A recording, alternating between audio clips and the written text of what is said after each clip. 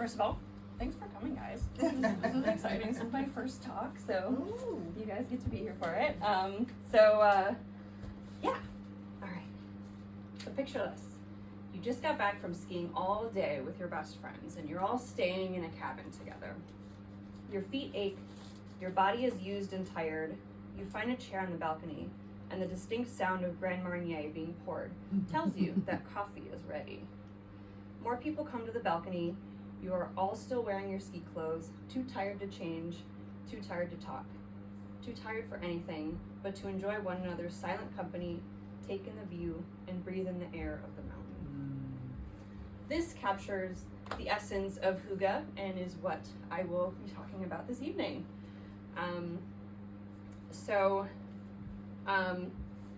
My name is Lydia Harrington, and come on in, hello, welcome, just getting started. My name is Lydia Harrington, and I'm a professional organizer and detailed home cleaner. And a little bit about my history. I'm from Canandaigua, New York, and I've been rearranging my bedroom and my belongings since I was strong enough to do so. I've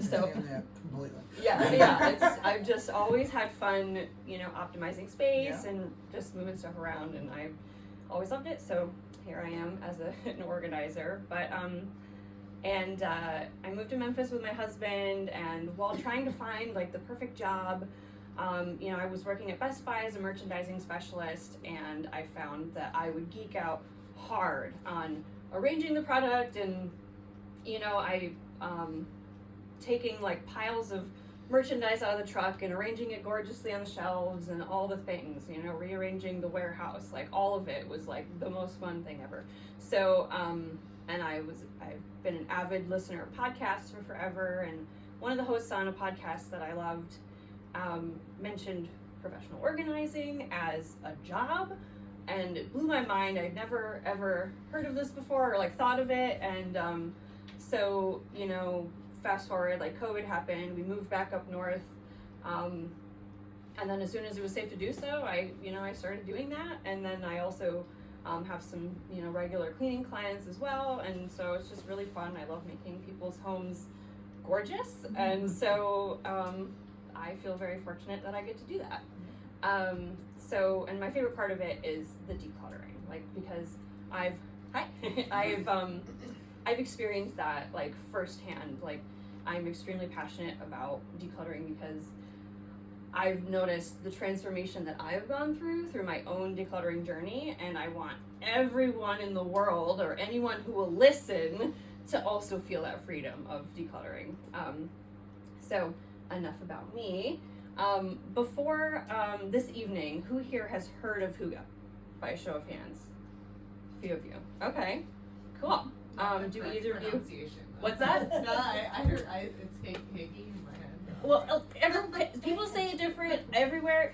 On the cover of the little book of Hygge, it does say Hooga as pronunciation, so I'm going with that, but I don't know. Yeah, it's spelled like Hygge. So, anyways. The vowel is probably not exactly that, because it's probably some. Exactly, yeah, it's it's more but I'm American, so here we are, doing my best. But do you guys care to take a stab at defining Hygge for us? Making cozy? All right. Love it. Yes.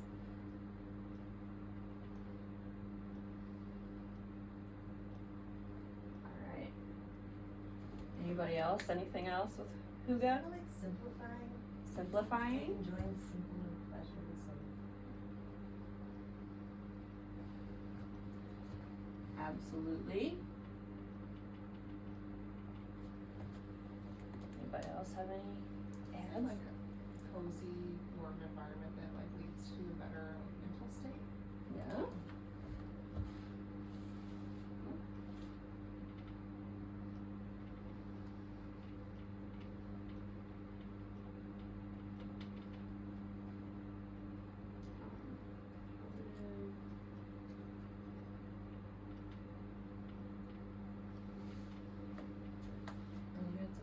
Creating emotional freedom are in your physical surroundings. Love that. Yes.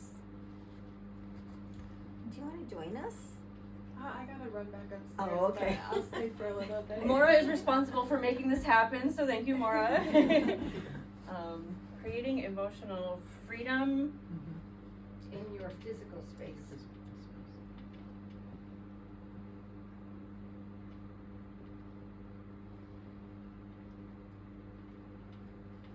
All right. Any other ads? This pretty much sums it up beautifully. So thank you. All right. So, and Hygge is a Danish philosophy focused on one's experience of comfort, coziness, and safety. It's derived from a Norwegian word meaning well-being. So this all hits it on the head. It's really focused on slowing down and cherishing the present moment and making everyday things special. So Hygge has 10 key components referenced in our little book of Hygge, and they are as follows. Atmosphere or ambiance, so like focus on dim lighting and a cozy space. Presence, being in the moment. Pleasure, comfort food and special treats and warm beverages. Equality, sharing tasks and airtime. Gratitude, taking in and appreciating what you have. Harmony, aligning with others. And comfort, resting and relaxation. Truce, no drama, no politics. Yeah, right? Very Hygge, no politics. Togetherness, building relationships and memories. And the last one is shelter, a place of peace and security. So I'm going to be focusing on Hygge ambiance and atmosphere in your home, as well as how decluttering can support Hygge. All right. So I love lists. I have another list for you. I've created a digital handout, and so like, on your way out, if you want me to send you a digital handout, you can put your name and email on here, so you can take notes. But if you would rather just listen to some of these lists, that's you'll get it. All right. So Hygge wish list. This is kind of fun. So these are some of the features. How to Hygge. So I'm definitely gonna butcher this word. A Hyggekrog. It translates to a nook or a cozy place. So of course, features blankets, pillows, cushions, anything soft and cozy, and it's bonus points if you can be next to a window to enjoy the scene outside. The fireplaces, number 2, dim, cozy space to, enjoy company of others. My favorite stand-in, since I don't have a fireplace, are salt lamps. They set the vibe so well. Highly recommend. Love them. Number 3 on the list is candles, which I'm shocked that they listed it as number 3 because there's an entire chapter devoted to candles, because it is like the number 1 like Hygge factor, and as quoted in our little book here, no candles, no Hygge. So very important. Denmark burns more candles per head than anywhere in Europe. And since Denmark consistently ranks among the happiest nations in the world, they're really onto something. So I want to, pay attention to that. And according to the European Candle Association, which is a thing, each Dane burns around 13 pounds of candle wax a year. Wow. So they go hard. They go hard. So love that. It's like the ultimate coziness. So number 4 are things that are made of wood. Kind of brings you close to nature and just more simple materials. So it could be even having wood floors, wood furniture, cooking utensils, children's toys, wooden trays, things like that. Just surround yourself with like natural wood. And kind of related, number 5 is nature.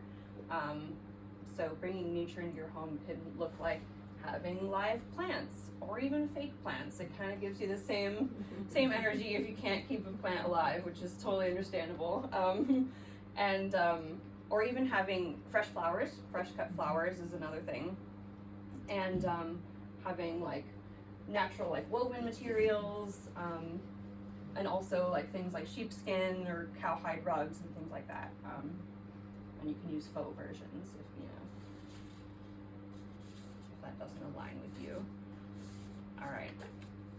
All books are Hygge, so that's another thing. They encourage you to slow down and just sit still and focus on something for a while and relax. So number 7 is ceramics. So things like a teapot, a vase, or a favorite mug, like this mug, and I'm going to take a second to tell you a story about my favorite mug.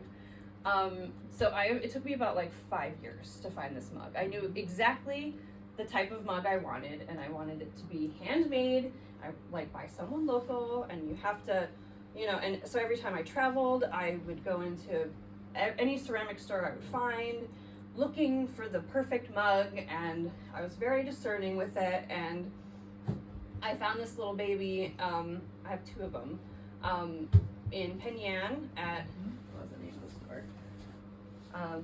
The Potter's Gallery, on Main Street, and the artist was Dan Quattro of Rochester, and I'm just obsessed. So I highly recommend getting a ceramic mug, because like the glaze is extremely tactile. It's a cool texture to hold on to. I even have, like the unfinished surface on the bottom.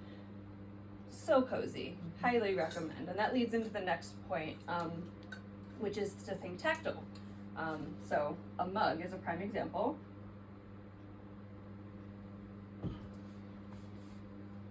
And, sheepskin, fuzzy blankets, anything that has an interesting texture. I mean, even linen can be Hygge, anything with a pleasing texture to you. Number 9 is vintage. So vintage items are extremely Hygge, because they have like a history, they have a story, they inspire nostalgia, plus it's better for the environment, tends to be lower cost, and there's so many reasons to use vintage or used furniture. And it's extra special if it's from a past loved one, so you get to carry the memory in your home too. And number 10 is blankets and cushions. I mean, of course, you can't have a Hygge Krog without your blankets and cushions. So it's an absolute must-have. So now that you have some of the wish list items for your home, it's distinctly not Hygge is clutter. So we're gonna get into clutter because that's what I'm obsessed with. So what's a talk by a pro organizer without discussing clutter? So all right, let's go there. So the dictionary definition of clutter is to fill or cover with scattered or disordered things that impede movement or reduce effectiveness. Of course, makes sense. A mess is clutter. But I take it a little step further, and I define clutter as holding on to things that no longer serve you. Because I believe clutter can be organized. You can still have clutter. If your house is organized, it can still be cluttered. So some examples are the obvious, the physical clutter, which is going to be stacks of papers, or even things from like an old hobby that you don't use, but they're just hanging out. Another thing is like, there's mental clutter, so it can be holding on to limiting beliefs, things that no longer serve you. And then there's, digital clutter, which is like that's my like Achilles heel. Just having like too many photos in your files and things like that. It's rough. So here's a stat for you. According to NAPO, the National Association of Productivity and Organizing Professionals, which is why they call themselves NAPO, 80% of the items people keep are never used. That's ridiculous. So 80% of the things in your home could very well just be clutter. That's so let's talk about it. What is clutter costing you? What is it doing to you? Well, number one, it's stressing you out. One study found that women who reported more clutter in their homes had higher levels of cortisol throughout the day. Another thing is lack of focus. Clutter can be physically distracting to you. It's added physical and mental stimuli, so it's harder to stay on what your task is if you're getting distracted. Number three is procrastination. So research shows that people with cluttered homes tend to procrastinate on important tasks. For example, if you have to pay your bills and the bill you have to pay is in the bottom of a pile of paper somewhere, you're very likely to avoid it because there's a million steps between you and paying this bill. And also like piling up dirty dishes can be another example. Just like, it's daunting, it's overwhelming, you don't want to do it, so you're going to procrastinate a bit. And another piece is just a lower quality of life.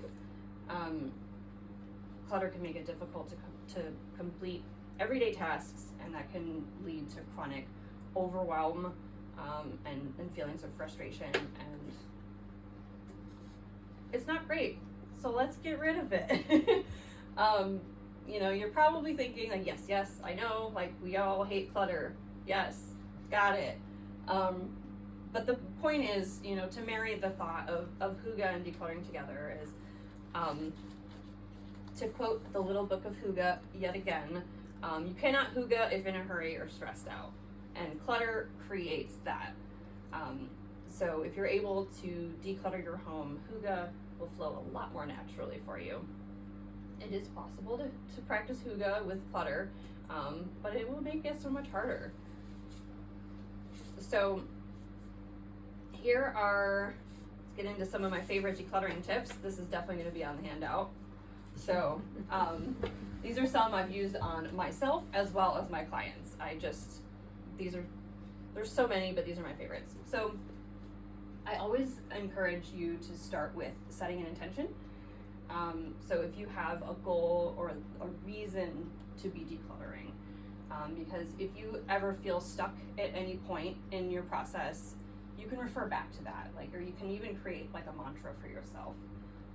So if your goal, your intention is to create ease in every day, when you're staring at some rug that you trip on every day, you're assessing this rug, right? And you're like, okay, am I going to declutter this rug? Well, does it create ease in your everyday? No, it does not. So I think it's okay to let it go, So it's like comparing everything back to your intention will really help you stay focused and achieve your goals. Number two, please do it in bite-sized pieces. I have absolutely fallen victim to this in my own home. You get so excited, you tear into like everywhere in your house. You're getting after it. You have all this energy, and then 5 hours in, there's stuff everywhere. You have no energy, and you're worse off than when you started. So please don't do this to yourself again, because maybe you've done it before. So just don't do it. Stay focused on one area at a time. So if you're picking a closet, stay in that closet. Even if an item belongs in a different area in the home, and then, don't get distracted by the fact that place also needs to be organized. Even if you have to just shove it in there and deal with it later. You're working on this closet, not that one. So just stay focused, and I encourage you to leave 30 minutes to an hour for cleanup alone, just to make sure everything's put back, and so you have a peaceful place when you're done. You don't want to leave yourself with more stress than when you started. Okay, number three, remove everything from the space. When you do this, first of all, it gives you a clean slate when you do start putting things back, but it also gives you a fresh perspective on your belongings. If this closet has been organized the same way since you moved in, you might become blind to everything that's in it. And so once everything's out of the space, you're like, oh my God, I have 17, I don't know. 63 puzzles. Yes, there, thank you. So yeah, oh my gosh, I have 63 puzzles. What is happening? Why do I have 63 puzzles? Maybe they bless you and it's amazing and that's fine, but that gives you pause. You know, you want to really assess if that's something that benefits you, and you can go back to your intention. Do these 63 puzzles bring peace in my everyday, or whatever your, is it calming? Does it give me more time to spend with my family? Like whatever intention you choose. Okay. Do not keep items just in case. Do not do it. You're not a storage facility. It's just not worth it, because just in case usually doesn't happen, and if it does, you can replace the item or maybe borrow it from somebody.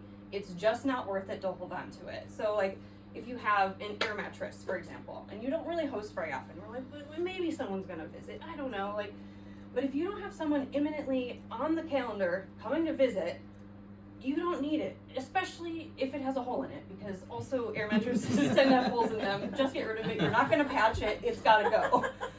I have a question. So yeah.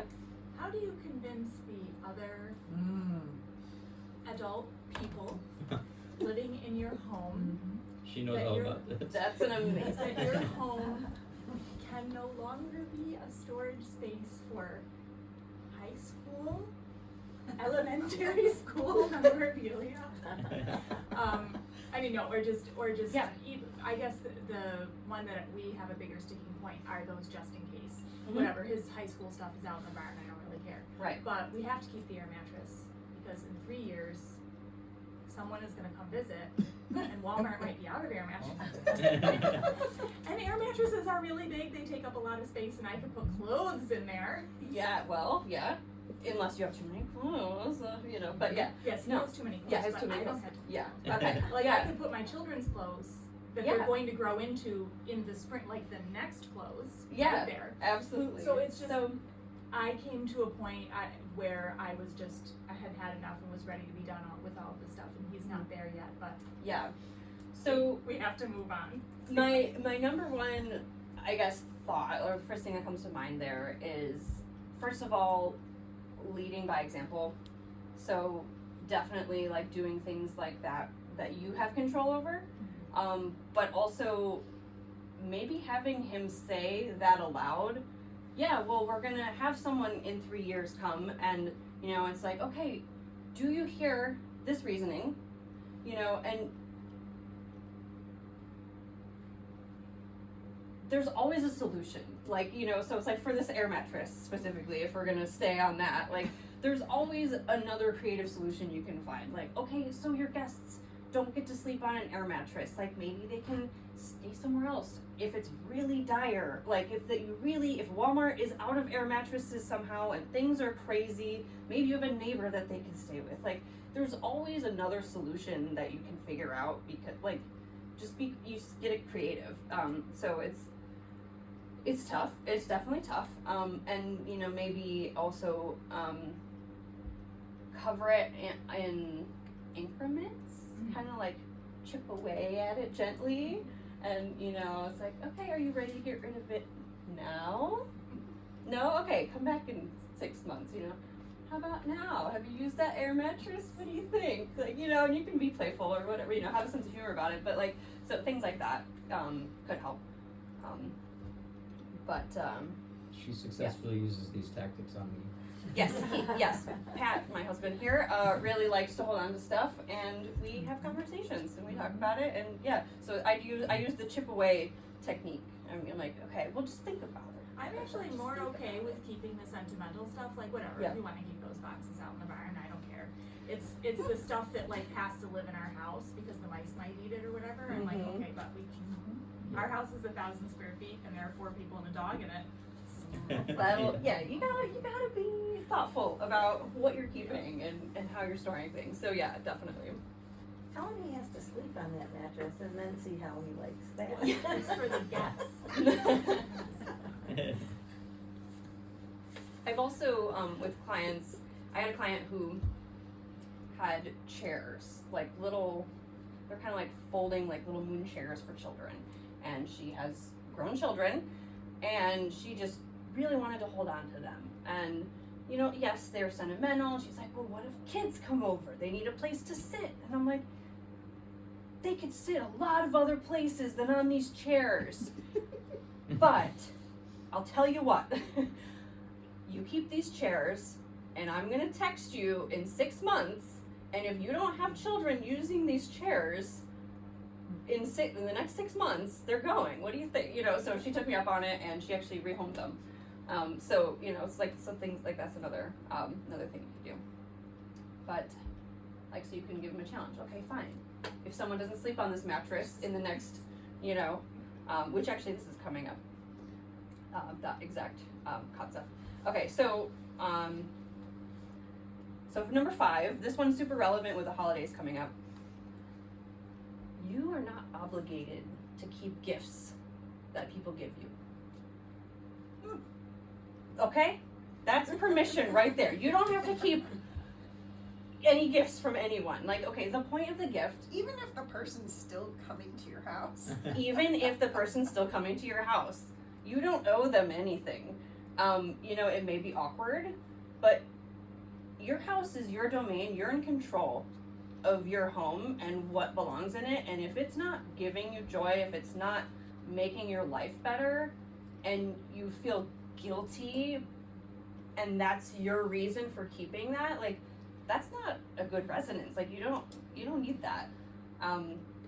The joy in the gift exchange is literally that. It's in the exchange.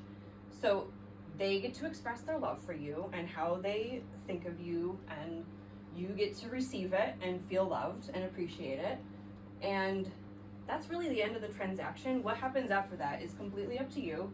Maybe you want to hold on to it for a little bit because you do feel a little weird, and, like, you know, you give it a little time, but you don't have to keep it. So consider it, think about it. I know that's a really hard one. You know, it took me a really long time to, like, really embody that one for myself, to practice that. So it's just, just think about it. Just remember that. And even if you still feel like you need to hold on to it, just remember that you do have control, and you can get rid of it if you want to, when you're ready. So the next one is, decide on your maybes. So this was kind of back to the air mattress, like, timeout type thing. It's like, if you're holding on to something and you can't seem to make a decision, you're having a really hard time on it, make a plan. So for the air mattress, if someone's not going to sleep on this air mattress in the next 6 months, it's going to leave, and you hold yourself to it. Set a reminder on your phone, whatever, however you keep track of things. That's my favorite way. So do that. Something I do for my wardrobe, I love clothes. I have a lot of fun with clothes, and sometimes they're sentimental. Sometimes it's easy, get rid of something, whatever. But if I feel, like, weirdly attached to a shirt or something, and I'm just like, I don't know, I'm not ready to get rid of it. I have a little, like, purgatory box. I have a little, like, you know, time will tell box in my closet that I review seasonally. So every time I switch out my wardrobe, which I do, not everyone does that, and I get that, but I have limited space, so I want everything I'm wearing right now out. So every time I cycle through, I address those articles, and, you know, that's my built-in time to assess my maybes. Okay. So the next one, and this can apply to memorabilia. So I recommend using containers as limitations. So when you're going in and sorting a category like memorabilia, you predetermine the amount of space you are willing for it to take up. So I'm allowing 2 bins for memorabilia, for example, you know, so once they're full and you still have stuff left, either you pick stuff out of the bin or everything that's left leaves. because that is the limitation you set for yourself, and it's really beneficial to hold yourself to it. And I'll be like, well, I'll get another bin. Like, just stick with it, because it's gonna be worth it. You're gonna feel in control and much better once you do that. Drawers for clothing is another example. It's like, okay, that drawer is overstuffed, or stuff is starting to live on top of your dresser. It's time to cycle through and only keep what's fitting in your drawers. All right. Number 8, remove donation and trash items immediately. If you can't do it that day, make a plan that week. Get it out of your house. Don't let it roll around in your trunk for a month or two either. You know, actually take it and drop it off. You experience that freedom right away. The major reward of doing this work, you get to let yourself have that and have it as soon or immediate as possible, so you can really celebrate it. This is actually something that I do for my clients. So when I'm working with a client, I take the stuff away right away, so they don't even have to worry about it. So it's like that headache is gone. And number 9 is get someone to help you. So this stuff is really emotional. It can be really draining, exhausting, and it's really helpful sometimes to have somebody with you while you're sorting. So, you know, bring a friend who is going to encourage you to declutter. Don't invite your friend who's like super thrifty and he's like, well, you could use that and make a sculpture out of it and it's going to be great. And you know, it's like, you don't need that creative friend. They're great for other experiences, but not while you're decluttering. So, or maybe they can have it. So bring someone who's going to encourage you to actually declutter and achieve your goals, and someone who will support your initial intention that you can share with them. Or you could hire a professional. Hi. And you know, that's something that we do, and we're a built-in support system for that. And then number 10, be gentle with yourself. Like this, we are so wound up emotionally with our stuff, and maybe not everybody, but so many of us are, and it's a really challenging experience to go through and face maybe some mistakes you've made, maybe some, you know, money wasted, or whatever happened, why ever you have this thing, you have to face some of these things, and it's really challenging. And just give yourself some grace. You deserve it. Like, it's okay. We all make mistakes, but it's not gonna serve you to keep it anymore. Like, if you already know the answer, like if you know it needs to go, holding on to it is not gonna help you. It's not gonna make your life any better. And it will actually improve your quality of life if you know, take charge and make that move. So, Hygge and decluttering have a lot in common. Hygge is a practice and a lifestyle, and so is decluttering. Hygge promotes contentment, and so does decluttering. Hygge does not require spending any money, and neither does decluttering. And Hygge just requires time and attention, and so does decluttering.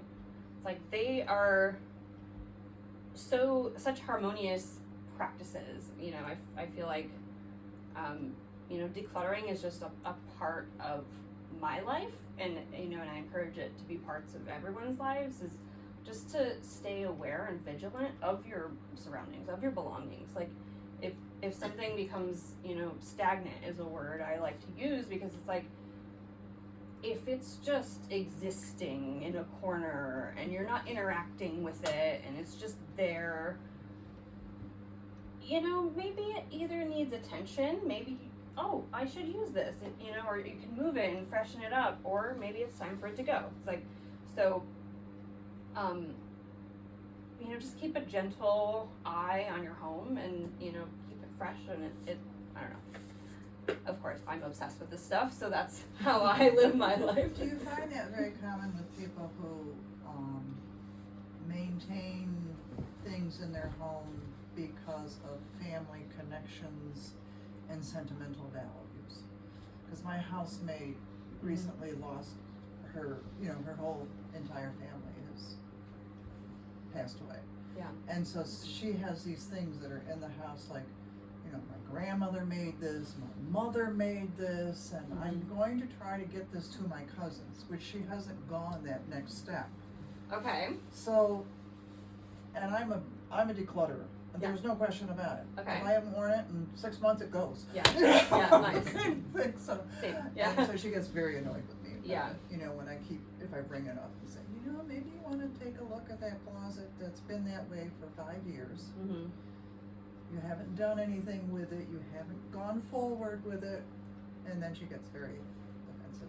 Yeah. She should be here. Which It's a is, trick I know. question. I know. Well, no, she couldn't handle it. She really couldn't handle it. Yeah. It's tough to it's face these tough. things. It's very emotional. So with things like that, especially like past loved ones, my go-to mantra for that is less but better. So you pick your absolute favorite pieces of theirs, because if you have an entire closet full of someone's clothing, first of all, it's probably going to be overwhelming. You don't really want to go in there. It's too much. But if there are like 1 to 5, if you really, it's like pieces that you really love and it really reminds you of this person. You're like, I have a memory of them wearing this. That is going to have way more of an impact than a whole catalog of their wardrobe that doesn't really mean much, especially in that volume. It means less. So if she's able to distill it down to her favorite pieces that really, really get it, that's what I recommend. Okay. It's not easy, and it No, can it's take not. time. It does. But It takes a yeah. lot of time. Yeah, but that's my recommendation of like a mindset going into it. I read somewhere once, I thought this was excellent, addressing that kind of thing where you say to that person, would Aunt Martha really want you to be a prisoner to all this stuff? Like, what would wouldn't that person want you to lift yourself out of that and get rid of the stuff and just keep a couple of things? Like, if you can think about what would Aunt Martha want, Yeah, that's great. I love that. It gives it another I like way to that look idea. at it. Yeah, Mhm. I like Like, that idea. would she really want you to lug this stuff from one house to another and keep it in a box in the basement and never use it? No, Right. she probably would not want that. But if you displayed one piece, so I have the set of china of my mother's, my mother's dishes, my mother's wedding dishes, right? And I have them in this cupboard. I never use them. And I'm always saying to Karen, I think I'm gonna get rid of them. How can you get rid of them? That's your mother's china. I go, but I don't use it. Nobody in the family wants it. I have Then why 3 don't boys. you use it? That's what I say. That's exactly. Because Yes, it's in the other room. yes, use it. Okay, Use so it. yes, this is something that I'm Well, obsessed so with. I Actually, kind yes. of think if I kept like a platter in the pitcher, 2 pieces, that I could put with other pieces, that it would always remember that was my mother's china. Do I really need all those other pieces? Right, you can For do years, that. Karen's Absolutely, been telling me I absolutely. cannot get rid of this. If you're ready to free yourself of it, do that. Free yourself of the rest of the set. You're not required to keep the set together. But so that's another idea of if you have sets Yeah. of dishes, just keep out the gravy bowl and something that you like, yeah. and then you can let the rest go if you want to. Yes, if you want to. And there's another, I'm obsessed with the concept of use the good stuff. Like if you have fine china, Use it. use it. Use it every day. Like my grandma has tons of sets of fancy dishes. She throws them in the dishwasher. She uses them every day. And she inspires the heck out of me with that. Like just use the good stuff. You're worth your good clothes, your good dishes, your good linens. Like use it. It's gonna atrophy in the closet, or it's gonna, it's maybe gonna break in storage. So you may as well just use it. It's not doing anything in the closet. So you're worth the good stuff. Love that little antidote though, that little side. All right, so where are we? So either use your dishes, or if you're ready, you're ready. Go for it. She keeps blaming it on me. Come on, Karen. I'm waiting for her to say, we'll just get rid of them. Karen? That's what I said. Start using It's them your over house. here. You're in control, remember? Yeah. So you can Wait, how long make these has it been decisions. since you kept them? 15 years, right? Since you moved from Bath to here? Yeah. I've never used them once. Yeah. Well, use them or Use them or lose them. yeah. Give them a timeline. You know, whatever. If you don't use them this holiday season, maybe They're gone. Yeah. Can I add something? Yeah. So being a sentimental person, something that helps me is the idea of it being donated and not just going in the trash. Like, Mhm. Yes. if it can go on and be repurposed to another home, someone can use it.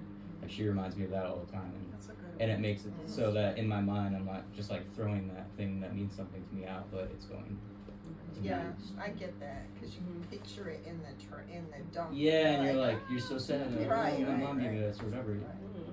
Which is a big barrier to people getting rid of stuff in general. It's like, I don't want it, but I don't want it to Right. go to waste or whatever. So it's like, yeah, so there are ways to find specific homes for things or donate them, or you know, there are ways for it to leave your house and still be enjoyed. Well, and then on the opposite side, like I said, I'm a declutterer. Mm. And I got that from my mother, who, you know, I would go home one weekend to help her out to do something, and I, you know, grab a pair of gloves and hat out of the drawer, and the next weekend I go back and I say, "Yeah, Mom, you know that piece of those gloves and hat that were in the drawer last week?" And she goes, "Yeah." I go, "Where are they? I'd like to use them." "Oh, nobody was using them. I got rid of them." Okay, Ma. So I think that's I'm probably more on the other side, you know, this huge spectrum, which I think my housemate is definitely on this side. There's so much sentimental things to that she feels terribly guilty Mhm. if she were to get rid of any of that. And Yeah. so the question becomes, is the guilt worth the decluttering? Mhm. And sometimes it's not. Yeah. Sometimes it's not. A lot of healing can Yes, like so I like the major way you healing said that, yeah. can come from decluttering, Yeah. because it is an emotional process. So it's like decluttering. I believe is, you know, can be its own form of therapy. You know, you're just like you're processing the stuff instead of hiding it away and ignoring the pain or whatever feelings that brings up. If you're actually addressing it, you're able to move through those feelings and release them. So it's powerful stuff.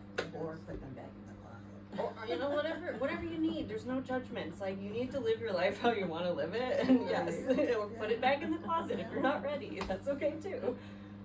Yeah. So, according to studies, getting rid of clutter eliminates 40% of housework in the average home, which is an absurd number. So if you weren't already convinced, like, you can also decrease your housework if you get rid of your clutter. And, you know, decreasing the work you have to do in your home frees up time. And that's time you can spend practicing Hygge. You can, you know, slow down, enjoy the moment, and not feel so frazzled and stressed out. So, I would like to end with a little visualization. If you're comfortable, close your eyes. You don't have to, but I'm gonna just guide you through. Take a deep breath. Release it.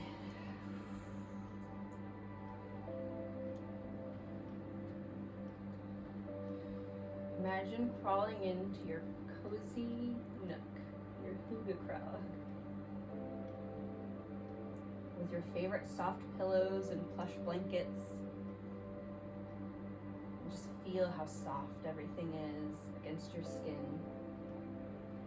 If you have a pet, maybe it crawls in with you.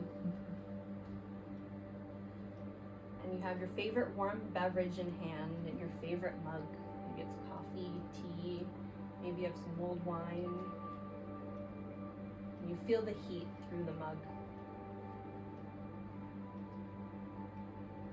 And you take a sip and you look around your decluttered space.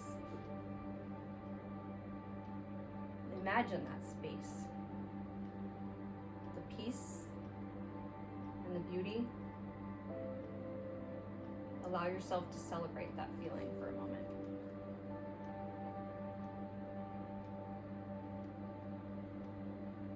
The lighting is soft. You see a candle flickering on the wooden table that's from a loved one. You feel comforted and calm.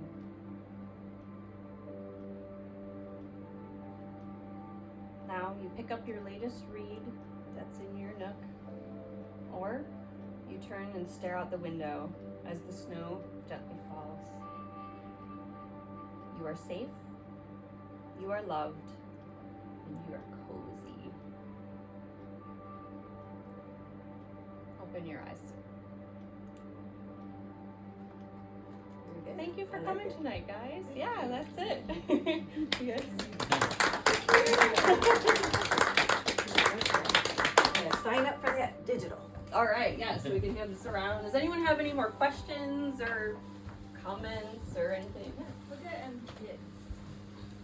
So we can't have candles. We can't even have those ones. My 6-year-old was destroyed it. Understandable, yeah. Cushions and blankets become projectile. Oh my gosh, okay, yeah. Turn them into a cape and someone's. Today there was a rock in the toilet, because why isn't there a rock in this? Is there a rock in your toilet? That's so exciting. 6.5. It's just. So I would really outdoors is for. Yes. But you need indoor rocks too. So then the indoor rocks end up indoor the toilet. Indoor box, yes. The So, outdoor so rocks you're have to wondering. have sort of the indoor rocks.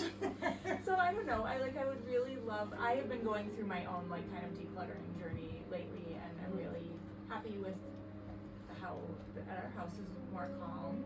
And then now it gets dark really early, and the kids aren't. The big issue has been outside after dinner. That's when all the bad stuff happens, because all summer long after dinner, out of the house.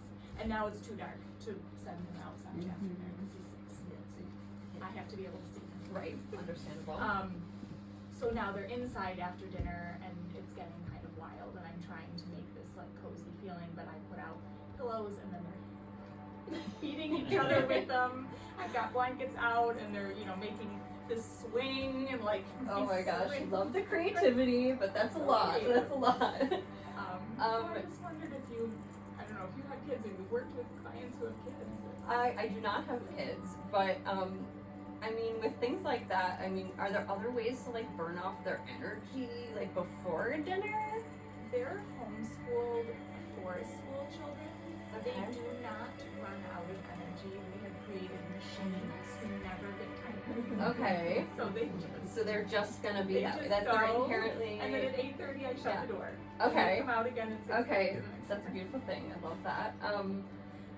Okay, so I did fairy lights because those are hung from the ceiling and they can't touch them.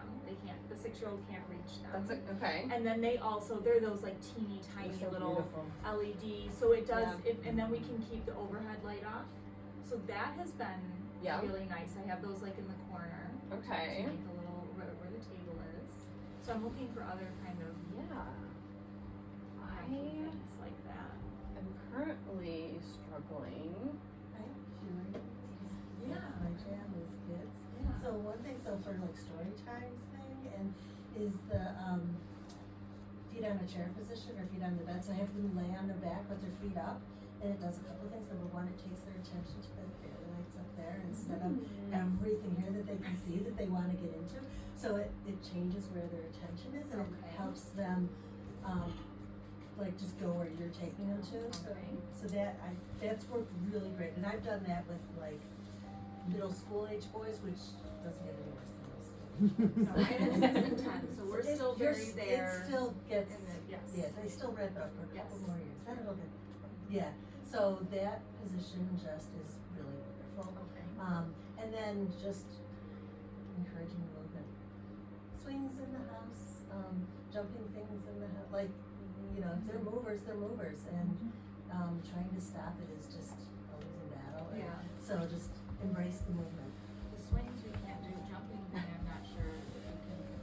We had a swing in the house, but then they were like swinging and Swinging jumping too off- much, off of it. yeah. We can't do that. Yeah. We had a trampoline in our old house, but our house now is up on piers, and when they jump on the trampoline, like the whole house moves. I feel like we can't do that. Yeah. But yeah. Dancing, Yeah. movement, drumming. Yeah. Drumming is a great one, cause that really is like Yeah, your whole body kind of drumming. That could really work. I love those, yeah, great I suggestions, appreciate yeah. it.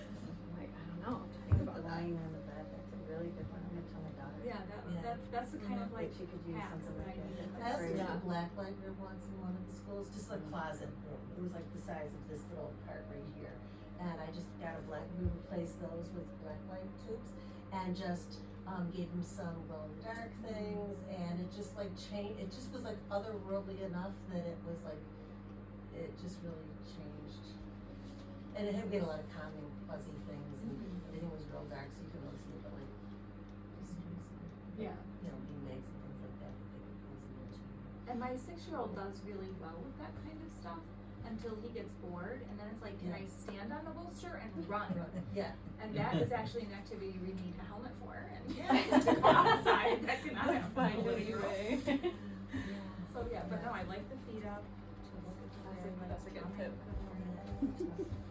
I have smaller children and I just kind of lean into it, like, well, my husband will set up an obstacle course. And we did that when they were little, but 6 and 10, you can't have a 10-year-old body flying through the air and tucking and rolling into they don't fit on the couch anymore, they crash on the floor, they land on the dog. I would ride my mattress down the stairs and Oh, we did that. More chaotic. Nice. I'm actually trying to It's a think college of trick. ways to calm them. Oh, we did it all Like the time. you're talking about doing all this other stuff, and I read an article not too long ago where the whole family from 7 to 7:30, all the lights get turned to dim. Everyone in the house sits and reads a book. Everyone. Okay, so you're setting, an example, and it's We only do read before bed, so starting at like 7:30, 7:45, then that's reading time, and they do calm down pretty well during. for that. Yeah. But we okay. eat dinner at 5:30, so from about 6:15 until 7:30, we have this like frenetic, wild. Yeah. And that's my husband's time. Like he has come home from work after dealing with high schoolers all day, and he wants to chill, and the children are like jumping on him. Okay, we can create this cozy. So I've been trying turning off the lights, then they're just like blankets over the head, they're crashing into stuff. We'll get it all figured out, but I was like, Yeah. I'll come here, we'll see what sorts of ideas. we Yeah. have with this. I also love, I don't know if this would do anything, but to go with like they're laying down, like there's like the projectors, like the star like things that project stuff on the ceiling, like that's cozy and just like interesting to stare at. So that could also just encourage like sitting still and looking at something. What kind of backyard do you have? We have 27 acres. So Nice. my No reason. thought is to go outside with them after dark Right, and take just get the- some of that energy out of them, even though it's dark, Like a scavenger hunt maybe, or. it's so early.